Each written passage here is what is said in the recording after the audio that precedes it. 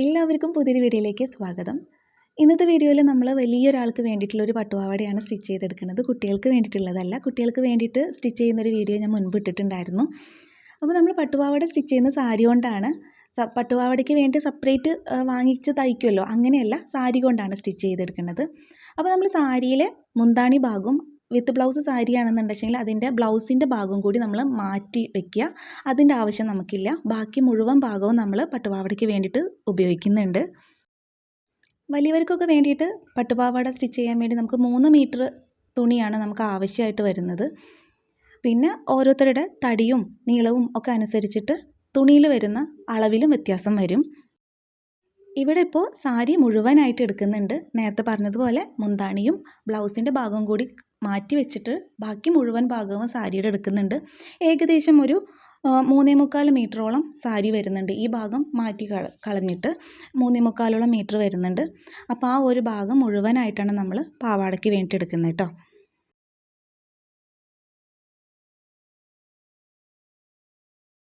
സാരിയുടെ നീളമൊക്കെ കറക്റ്റായിട്ട് നോക്കിയതിന് ശേഷം നമുക്ക് സാരിയുടെ മുന്താണി ഭാഗം കട്ട് ചെയ്ത് മാറ്റി വയ്ക്കാം. ഈ ഒരു മുന്താണി ഭാഗം കളയേണ്ട ആവശ്യമില്ല. നമ്മുടെ കുട്ടികൾക്കോ അല്ലെങ്കിൽ അളവ് നമ്മൾക്ക് കിട്ടുന്നുണ്ടെങ്കിൽ നമ്മുടെ അളവിലേക്കോ വേണ്ടിയിട്ട് നമുക്ക് ബ്ലൗസോ കുട്ടികൾക്ക് ബ്ലൗസൊക്കെ തയ്ച്ചെടുക്കാൻ പറ്റാവുന്നതാണ്. അപ്പോൾ നമ്മൾ ഈ ഒരു ഭാഗം കളയേണ്ട ആവശ്യമില്ല. കാരണം നല്ല രസമായിരിക്കും കുട്ടികൾക്ക് പാവാടയിലേക്കൊക്കെ ഈ ഒരു മുന്താണി ഭാഗം കൊണ്ട് ചെറിയ ബ്ലൗസൊക്കെ തയ്ച്ച് കൊടുത്തിട്ടുണ്ടെന്ന് നല്ല ഭംഗിയായിരിക്കും. ഞാനിത് ലച്ചുവിന് വേണ്ടിയിട്ട് മാറ്റി വെച്ചിരിക്കുകയാണ്. ഇതുകൊണ്ട് അവൾക്കൊരു ബ്ലൗസ് തയ്ക്കാൻ വേണ്ടിയിട്ട്. മുന്താണി ഭാഗം നമ്മൾ കട്ട് ചെയ്ത് മാറ്റി വെച്ചു. ഇനി നമുക്ക് ആവശ്യത്തിനുള്ള ഇറക്കമാണ് എടുക്കേണ്ടത്. എനിക്ക് ആവശ്യം വേണ്ടി വരുന്ന ഇറക്കം എന്ന് പറഞ്ഞത് 36 ഇഞ്ചാണ്. 36 ഇഞ്ച് ഇറക്കം ഞാനവിടെ മാർക്ക് ചെയ്തിട്ട് ഞാനത് കട്ട് ചെയ്തെടുക്കുകയാണ്.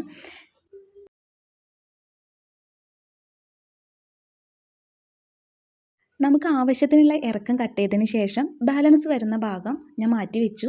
കാരണം ഈ സാരി ആയതുകൊണ്ട് തന്നെ താഴെയും മേലെയും കരഭാഗം വരുന്നുണ്ട്. അപ്പോൾ ബാലൻസ് വന്ന ആ ഒരു ഭാഗത്തിലെ കരഭാഗം ഉപയോഗിച്ചിട്ട് ലച്ചുവിനൊരു പാവാട സ്റ്റിച്ച് ചെയ്തെടുക്കാമെന്ന് വിചാരിച്ചിട്ട് ആ ഒരു ഭാഗം മാറ്റി വെച്ചിട്ടുണ്ട്. ഇനി നമുക്ക് അടുത്ത സ്റ്റെപ്പ് എന്ന് പറയുന്നത് പാവാടയ്ക്ക് വേണ്ടിയിട്ട് വരുന്ന പട്ട ഉണ്ടല്ലോ, പട്ട ബെൽറ്റ് അങ്ങനെയൊക്കെ പറയും, ആ ഒരു ഭാഗം കട്ട് ചെയ്തെടുക്കുകയാണ് വേണ്ടത്.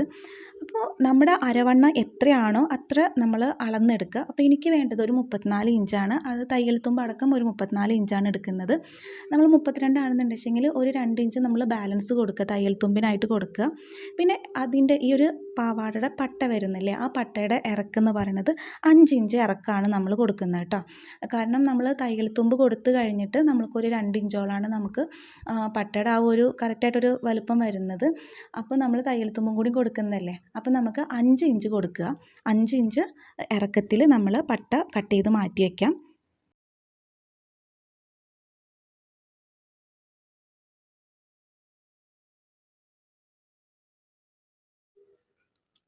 അടുത്ത സ്റ്റെപ്പ് എന്ന് പറഞ്ഞാൽ നമ്മൾ സ്റ്റിച്ചിങ് ആണ് കേട്ടോ. അപ്പോൾ സ്റ്റിച്ചിങ്ങിൻ്റെ മുൻപായിട്ട് നമ്മൾ എടുത്തിട്ടുള്ള അരപ്പട്ട ഉണ്ടല്ലോ, അരപ്പട്ട മീൻസ് നമ്മൾ പാവാടയുടെ മേലെ വെച്ച് തയ്ക്കുന്ന ആ ഒരു ഭാഗം, ആ ഒരു പട്ട നമ്മൾ ഇതുപോലെ 4ആയിട്ട് മടക്കുക. 4ആക്കി മടക്കിയതിന് ശേഷം നമുക്കിതുപോലെ 2 മൂല കിട്ടുമല്ലേ, അവിടെ നമ്മൾ ജസ്റ്റ് കത്രിക ഉപയോഗിച്ചിട്ട് ചെറുതായിട്ടൊന്ന് കട്ട് ചെയ്ത് കൊടുക്കുക. അത് ആവശ്യം എന്താ വെച്ചെങ്കിൽ നമുക്കൊരു മാർക്കിംഗ് ആണത്. അപ്പോൾ ചോക്ക് കൊണ്ടൊക്കെ മാർക്ക് ചെയ്യുമ്പോൾ ആ മാർക്ക് മാഞ്ഞു പോകാൻ ചാൻസ് ഉണ്ട്. അപ്പോൾ ഇതുപോലെ കത്രിക കൊണ്ട് ചെറുതായിട്ടൊന്ന് കട്ട് ചെയ്ത് കൊടുത്തിട്ടുണ്ടെങ്കിൽ നമുക്ക് ആ മാർക്ക് അങ്ങനെ കിടക്കും. ഈ ഒരു മാർക്കിംഗ് ആണ് നമുക്ക് പാവാട സ്റ്റിച്ച് ചെയ്യുന്നതിൻ്റെ ഏറ്റവും പ്രധാനപ്പെട്ട പോയിൻ്റ് എന്നുള്ളത് എനിക്ക് തോന്നിയിട്ടുണ്ട്. നമ്മൾ അരഭാഗത്തിന് എടുത്ത ആ ഒരു കട്ടിങ്ങിൽ ഇതുപോലെ മാർക്ക് ചെയ്ത് കൊടുത്തിട്ടുണ്ടെങ്കിൽ നമുക്ക് ഭയങ്കര എളുപ്പമാണ് പാവാട സ്റ്റിച്ച് ചെയ്തെടുക്കാൻ വേണ്ടിയിട്ട്. കാരണം ആദ്യമായിട്ടൊക്കെ പാവാട സ്റ്റിച്ച് ചെയ്യാൻ വേണ്ടിയിട്ടൊക്കെ ഒരുങ്ങുന്നവർക്ക് ഈ 1/4 ഇഞ്ച് 3/4 ഇഞ്ച് അങ്ങനെയൊക്കെ പറയുമ്പോൾ ഭയങ്കരമായിട്ട് ബുദ്ധിമുട്ടാണ്. അത് എനിക്ക് ഒരുപാട് ബുദ്ധിമുട്ടായിരുന്നു. ഇപ്പോൾ എനിക്ക് ഒരുപാട് സ്റ്റിച്ച് ചെയ്ത് കൊടുത്തിട്ടൊക്കെ എനിക്കത് ബൈ ഹാർട്ടാണ്. പക്ഷേ ആദ്യമായിട്ട് അങ്ങനെ ചെയ്യുന്നവർക്ക് ഭയങ്കര ബുദ്ധിമുട്ട് തോന്നും. ഇനി ചെയ്ത് തെറ്റാവോ, ഇത്രയും കാശ് കൊടുത്ത് മേടിച്ച മെറ്റീരിയൽസൊക്കെ ഇങ്ങനെ കട്ട് ചെയ്തിട്ട് നാശമായി പോവോ, അങ്ങനത്തെ ഭയങ്കര ടെൻഷനാണ് ഈ ഒരു കാര്യം സ്റ്റിച്ച് ചെയ്തെടുക്കുക അല്ലെങ്കിൽ കട്ട് ചെയ്തെടുക്കുമ്പോൾ ഒക്കെ ഭയങ്കര ടെൻഷൻ എനിക്ക് പണ്ട് തോന്നിയിട്ടുണ്ടായിരുന്നു. അപ്പോൾ നമ്മൾ അരഭാഗത്ത് നേരത്തെ പറഞ്ഞതുപോലെ 4ആയിട്ട് മടക്കി നമ്മൾ മാർക്ക് ചെയ്തിട്ട് കൊടുത്തു. ഇനി അതുപോലെ തന്നെ നമ്മുടെ പാവാടയുടെ ഭാഗം നമ്മൾ മാറ്റി കട്ട് ചെയ്ത് വെച്ചിട്ടുണ്ടായിരുന്നല്ലോ, ആ ഒരു ഭാഗം നേരത്തെ ചെയ്തതുപോലെ 4ആയിട്ട് മടക്കുക. 4ആയിട്ട് മടക്കിയിട്ട് അരഭാഗത്ത് നമ്മൾ മാർക്ക് ചെയ്ത് കൊടുത്തില്ലേ, അതുപോലെ രണ്ട് സൈഡിലും കത്രിക ഉപയോഗിച്ചിട്ട് ജസ്റ്റ് ഒന്ന് കട്ട് ചെയ്തിട്ട് മാർക്ക് ചെയ്ത് കൊടുക്കാം.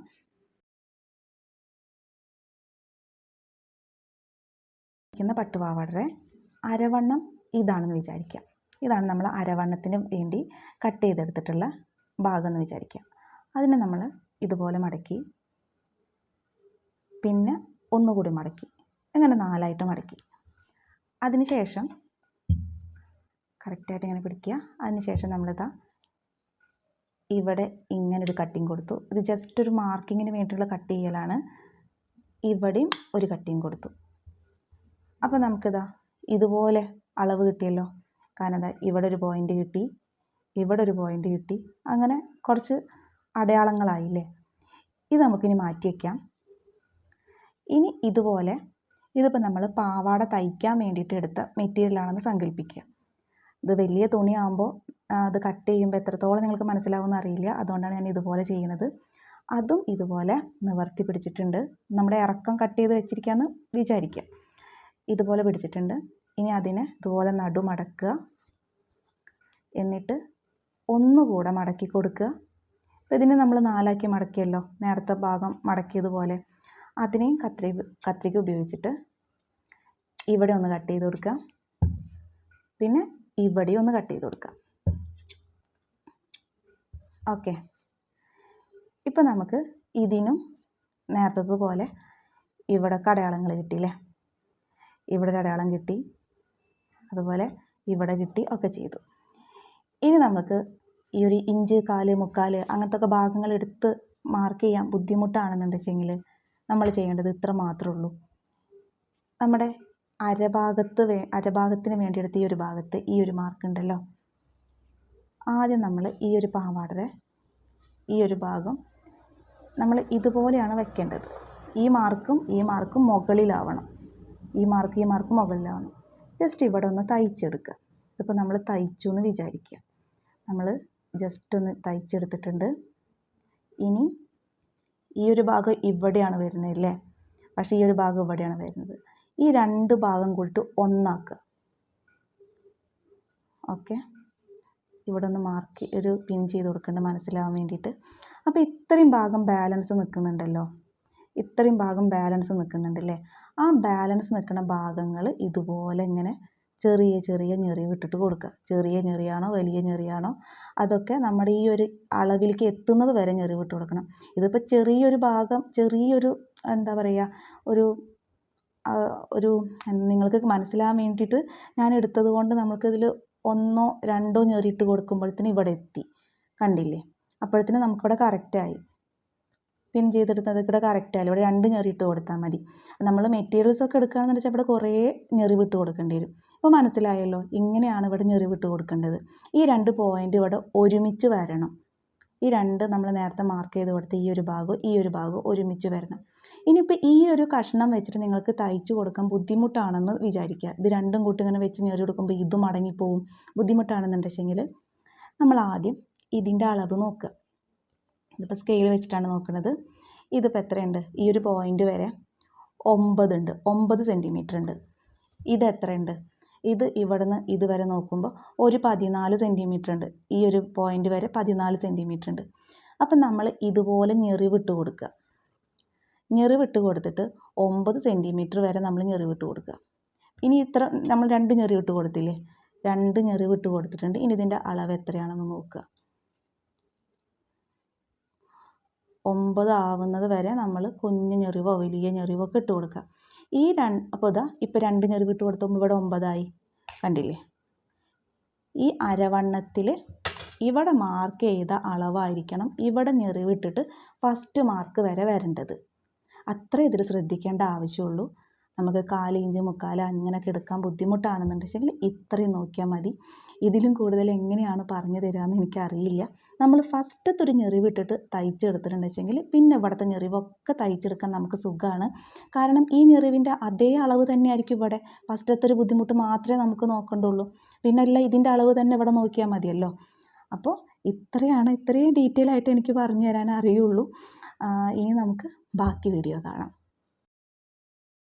അപ്പോൾ ആദ്യത്തെ ഞെറിവെടുക്കാനാണ് ബുദ്ധിമുട്ടുള്ളൂ. പിന്നെയുള്ള ഭാഗത്തൊക്കെ ഞെറിവെടുക്കാൻ നമുക്ക് വളരെ സിമ്പിളാണ്. അപ്പോൾ ഇനി ബാക്കിയുള്ള ഭാഗത്തൊക്കെ ഞാനിനി 2 ഇഞ്ച് വീതിയിലാണ് ഞാനിനി ഞെറിവെടുത്ത് പോകുന്നത് കേട്ടോ. അപ്പോൾ ആ ഒരു വീതിയിൽ ഇങ്ങനെ ഞെറിവിട്ട് പോയിട്ടുണ്ടെങ്കിൽ നമുക്ക് ഓരോരോ പോയിന്റിൽ എത്തിപ്പെടാൻ പറ്റും. അപ്പോൾ ഇനി 2 ഇഞ്ച് വീതിയിൽ ഞാൻ ഞെറിവിട്ട് കൊടുക്കുകയാണ്. അപ്പോൾ ഇതുപോലെ ഞെറിവിട്ട് കൊടുക്കുക. അപ്പോൾ ഞെറിവിട്ട് കൊടുക്കുമ്പോൾ ശ്രദ്ധിക്കേണ്ട കാര്യം എന്താണെങ്കിൽ, ഞാൻ ഇപ്പോൾ ഒരു ഞെറിവെടുത്ത തുണി ഞാനിത് ആ സൂചിയുടെ അവിടേക്ക് ഞാൻ അത്രയും ഭാഗം ഉള്ളിലേക്ക് അതിൻ്റെ തുണി കയറ്റി വെച്ച് കൊടുക്കുന്നുണ്ട്. കയറ്റി വെച്ച് കൊടുത്തതിന് ശേഷം നമ്മൾ തയ്ക്കേണ്ടത് എവിടേക്കാന്ന് വെച്ചാൽ, നമ്മളിപ്പോൾ എടുത്ത തുണി ഉണ്ടല്ലോ, ഒരു ഞെറിവുണ്ടല്ലോ, ആ ഞെറിവ് വരെ നമ്മൾ തയ്ക്കാൻ പാടില്ല. അതിൻ്റെ മുന്നിൽ കിടക്കുന്ന ആ ഒരു ഞെറിവുണ്ടല്ലോ, ഇപ്പോൾ വീഡിയോയിൽ കാണുന്നവരെ അവിടെ വെച്ച് സ്റ്റോപ്പ് ചെയ്യുക. എന്നിട്ട് ആ ഒരു ഞെറി അതുപോലെ ഇടുക. ഇനി അവിടെ നിന്ന് വീണ്ടും നമ്മൾ 2 ഇഞ്ച് മാർക്ക് ചെയ്യുക. നിങ്ങൾക്ക് എത്ര ഇഞ്ചിലാണോ കിട്ടുന്നത് വെച്ചെങ്കിൽ അത്ര ഇഞ്ച് എടുക്കുക. ഞാൻ 2 ഇഞ്ചിലാണ് എടുക്കുന്നത്. അപ്പോൾ ഇതുപോലെ 2 ഇഞ്ച് എടുത്തു. ഇനി നേരത്തെ കണ്ടതുപോലെ ആ സൂചിയുടെ അവിടേക്ക് അത്രയും തുണി നമ്മൾ ഉള്ളിലേക്ക് വെച്ച് കൊടുക്കുക. ഇനി നമ്മൾ സ്റ്റിച്ച് ചെയ്തെടുക്കുക. സ്റ്റിച്ച് ചെയ്യുമ്പോൾ നമ്മളിപ്പോൾ ഞെറിവെടുത്ത തുണിയുടെ അവിടേക്ക് സ്റ്റിച്ച് ചെയ്യാൻ പാടില്ല. അതിൻ്റെ മുന്നിലത്തെ തുണിയുടെ അവിടേക്ക് സ്റ്റിച്ച് ചെയ്ത് വെക്കുക. ഇനി ഇതുപോലെ 2 ഇഞ്ചിൽ ഇതുപോലെ നമുക്ക് സ്റ്റിച്ച് ചെയ്തെടുക്കാം. ഒരിക്കലും നമ്മൾ എവിടെ നിന്നാണോ തുണി എടുത്തത് അവിടെ കൊണ്ടുപോയി നിർത്തരുത്. അതിൻ്റെ മുന്നിലുള്ള പ്ലീറ്റിൻ്റെ മേലെ നമ്മൾ സൂചി കൊണ്ടുപോയി വെക്കുക കേട്ടോ. ഇനി നമുക്ക് എല്ലാ ഭാഗത്തും ഒന്ന് സ്റ്റിച്ച് ചെയ്തെടുക്കാം.